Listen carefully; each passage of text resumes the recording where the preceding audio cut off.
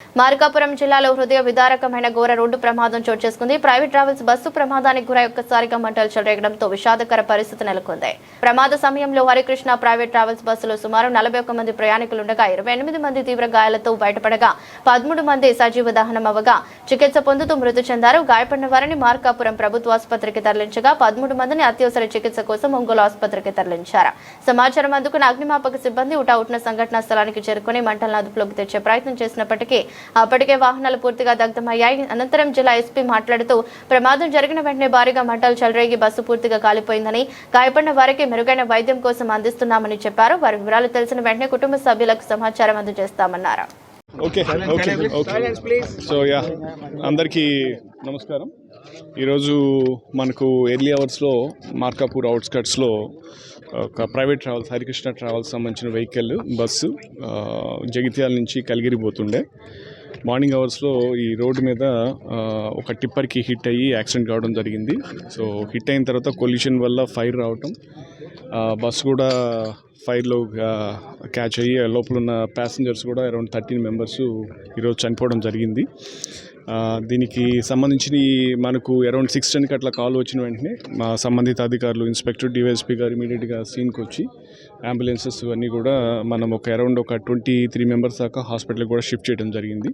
హాస్పిటల్లో ఉన్న వాళ్ళు ఒకరిద్దరికి కొంత ఫ్రాక్చర్స్ తప్పితే మిగతా వాళ్ళ కండిషన్ అంతా కూడా బాగానే ఉంది.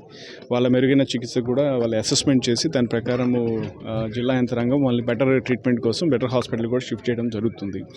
సో ఇక ఈ ఎక్కడ వాళ్ళు అనే దాని మీద ప్యాసింజర్స్ లిస్ట్ మనకు రావడం జరిగింది. ఇప్పుడు హాస్పిటల్లో చూసుకున్నటువంటి 23 మంది వరకు అయితే అందరూ కూడా మన పీసీపల్లి, కొనకనమిట్ల, వెలిగండ్ల ఇక్కడ మనకు సంబంధించిన వాళ్ళు కనిగిరి మనకు సంబంధించిన వాళ్ళు ఉన్నారు. 23 మంది కూడా. దీంట్లో తెలంగాణ వాళ్ళ మిగతా 13లో ఎవరు అనేది ఒక 5 minutesలో మనకు ఇన్ఫర్మేషన్ కూడా వస్తుంది. వచ్చిన వెంటనే మనం సంబంధిత ఫ్యామిలీస్ అందరికీ కూడా ఇన్ఫామ్ చేసి ఇంకా ఫర్దర్గా ఏమి ప్రొసీజర్స్ ఏం ప్రాసెస్ మనం చేయాలో అది దాని ప్రకారం చేయడం జరుగుతూ ఉంది. మొత్తం 13 మంది చనిపోవడం జరిగింది. మిగతా 27 మంది దాకా యాక్చువల్ హాస్పిటల్లో ఉన్నారు. అంటే టిప్పర్ డ్రైవర్ కావచ్చు, ఇక డ్రైవరు, క్లీనర్ అందరూ కలిపి 27 మంది ఉన్నారు. బస్సులో దాదాపు 35 మంది దాకా ఉన్నట్టుంది. 34 మంది ప్యాసింజర్స్ ఒకటి. ఇంకా కొంచెం ఆ డీటెయిల్స్ కొంచెం అది మనకి ఇంకా కొంచెం ఆ డీటెయిల్స్ అన్నీ కూడా మళ్ళీ నేను మీకు అప్డేట్ చేయడం జరుగుతుంది. అవును, రావడం జరిగింది. అంటే మా వాళ్ళు రావటం కానీ, అంబులెన్సెస్ రావటం కానీ, రెస్క్యూ ఆపరేషన్ వరకు అయితే మనం సత్వరం చేయగలిగాము. అయితే బాధాకరమైన విషయం యాక్సిడెంట్ కావడం అనేది. సో ఇక యాక్సిడెంట్ ఎలా జరిగింది ఏంటి ఇవన్నీ కూడా మనం అనలైజ్ చేసుకొని రానున్న రోజుల్లో అవి చేయకుండా చేయాలా. ఈవెన్ సీఎం సార్ కూడా దీని గురించి చాలా క్లియర్ ఇన్స్ట్రక్షన్స్ జరిగింది. అనాలిసిస్ చేసి ఈ ఉన్న ఎవరైతే ఇంజ్యూర్డ్ ఉన్నారో తర్వాత వాళ్ళందరికీ కూడా కాంపెన్సేషన్ ఇవన్నీ కూడా చూసుకోవడం జరుగుతుంది. సో మా జిల్లా యంత్రాంగం సైడ్ నుంచి, పోలీస్ సైడ్ నుంచి మనం ఏం చర్యలు తీసుకోవాలి అవన్నీ కూడా సకాలంలో తీసుకుంటామని చెప్పి తెలియజేస్తున్నాం.